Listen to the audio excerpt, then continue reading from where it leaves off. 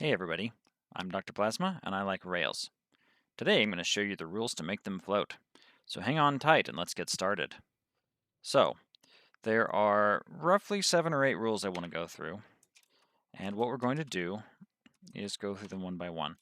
So the first rule to know about Rails is that while you can set block them in midair like this is the first and key trick to understand that we're going to be using. You cannot place two next to each other. So if I put a rail here and I try to put a rail here, it's going to fail. So there's a lot of ways to get around this. So that's the first thing you can't do. Let's cover the other two. So the second one is no powered rails. You just can't use powered rails. That's just part of it. They don't like doing this. The third one is no bottom flat, and this is a more complex rule, but it's easier to understand by demonstration. So if I place a rail here, I can place another rail. Hang on. If I place a rail here, let me come up a little bit. I can place another one, and we can actually go up, and then we can go down again. And you're not allowed to place one and level it off without something underneath. So if I were to attempt to play a rail here, it would all go away up to the point where it turned. And so the solution is you have to have some block underneath, like so. So if I go to put that back like this, you will see that this will work just fine, like that. So you have to have something at the base. So you can have up to one block floating on the top of something. And so I can go up and down like this. The next block would have to be right here.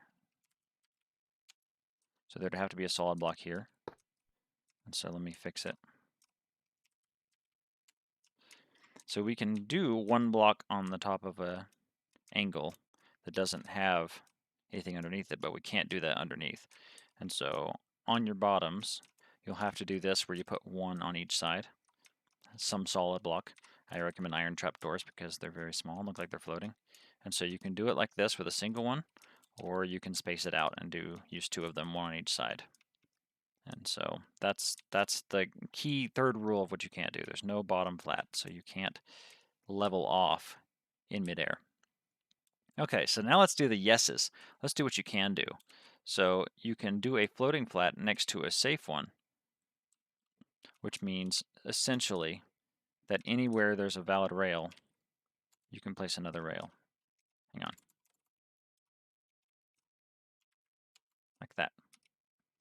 And so anywhere there's a rail, so if I were to go place a trapdoor over here, I can place a rail on it. I could place a rail here. I could place a rail here.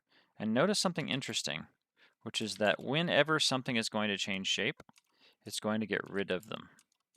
Notice that you're not able to do that. So that gets us into turns. So both types of turns are valid, but you need to have the turns and its adjacent blocks in the final state. And so what I mean by that is I want a turn that's floating. Right, let me do an iron trapdoor underneath. If I want to turn to right here, both of these are in their final state.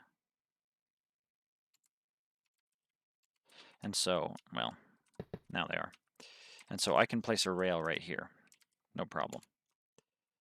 The problem becomes when I want to adjust these. If I come and try to turn them, you're going to have a bad time. But now if they're in their final state, then I can put the rail down. And so you can even lead that to doing it like this, where you place a bunch of trapdoors. So I could place a bunch of trapdoors like this, and I could remove half of them as long as I remove them one at a time. And so I could come here. Oop, I'm up higher than I thought I was. I could do that one, and that one would float, and that one would float. As long as they're in their final stage, that will do it. Okay, so we already covered them bending up. You can do that, and you can do neighbors if they don't need to move. You can do the turn. So that pretty much covers it.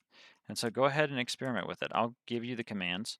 There's only two commands you really ought to use. One is this set block, and you can do it above yourself. So let's say you're trying to position things and you're not sure where to put them. If you have a hard time flying around in creative mode, what you could do is you could stand 2 blocks beneath, and you could run set block with 2 like that. And so that would allow you to do that, and then you could make it come down like that if you're wanting to do placement. So you can place it directly above your head, or with practice you can just do 3 tildes. So that's it for this video, keeping it short, but I encourage you to play around with it. You can make a lot of fun and scary looking roller coasters.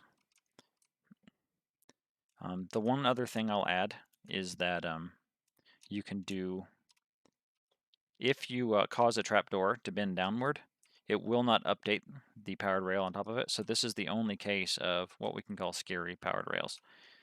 If the trapdoor was to go back up again, then you'd have problems. And so let me actually demonstrate that. So if I were to get rid of this power, they're fine. But if I were to too quickly,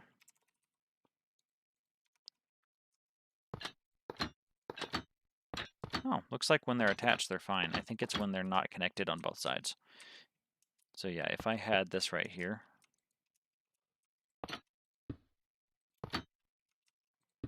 it'll make me a liar. I guess they're a little bit more stable than one would think. I had some experiences where they were falling. But this is one way of doing it with powered rails. Other than that, you're going to have a hard time with them. Just try and get them in their final state so you don't have to meddle with them anymore. And that's a way to cause your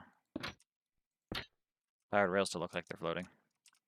So subscribe if you haven't. Going to always be doing more videos like this. This is a very simple one you can do on creative mode.